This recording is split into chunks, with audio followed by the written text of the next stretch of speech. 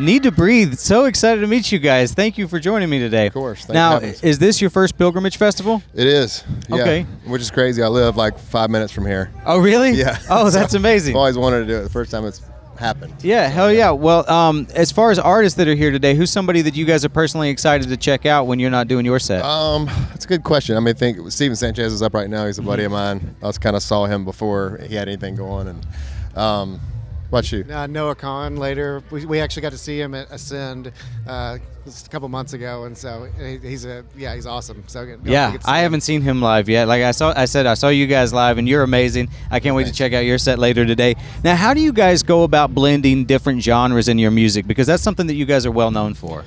I think it's above our head, maybe. To be honest, like, most of the time, we're just not thinking about where the music is going in terms of that, the categories, and like we just do what we like. And over the years, sometimes that's been acoustic or rock and roll or whatever, more spiritual, less. It just but rarely do we go like we're gonna aim at this thing. Right. It's just whatever the mood is. I think it's like it ends up being sort of a playlist of what a whole band would be, what all of us like, So. Maybe that's good, maybe that's bad. I don't know. No, I mean, whatever makes the magic happen, it doesn't matter. Yeah. Now, how does philanthropy work, fit into your work? It's been a big part. We started with an organization called One World Health, like a long time ago, doing sustainable medical clinics. Uganda, Nicaragua. I went over there and just kind of saw the problem was like solvable in a lot of ways. Yeah, wow. And we just, we suck at golf, but we do a golf tournament. We do $1 of every ticket at the shows. And we raised, I think, over $10 million with them so far. Wow. Mostly our fans, honestly.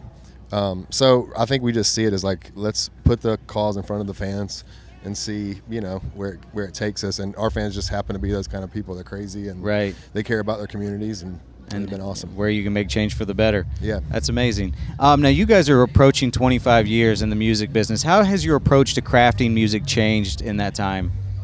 Oh man, I think we still try to kind of shoot from the hip in some ways, like whatever we're feeling, like we want to portray that in our music and the way we tour and all that stuff.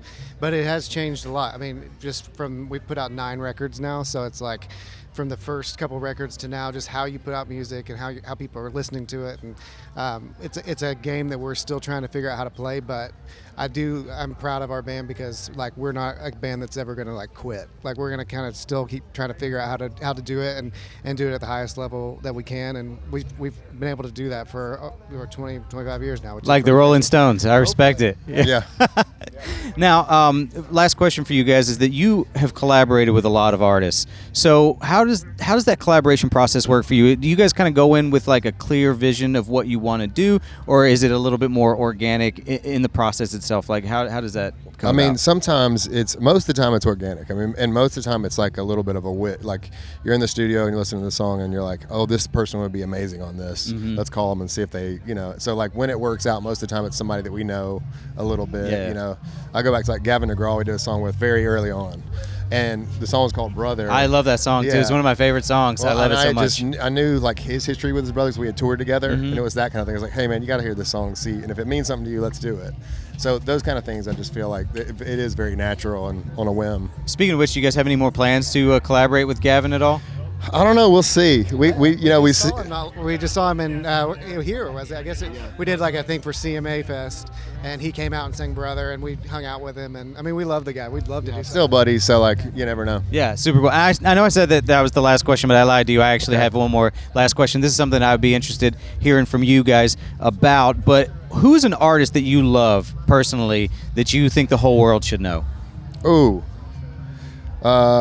There's a band that just opened for us in Europe called Mosa Wild that are very young and like just starting out. And I had heard the song like randomly on, called them up, said, hey, can you do some of these shows? And so that'd be one for me.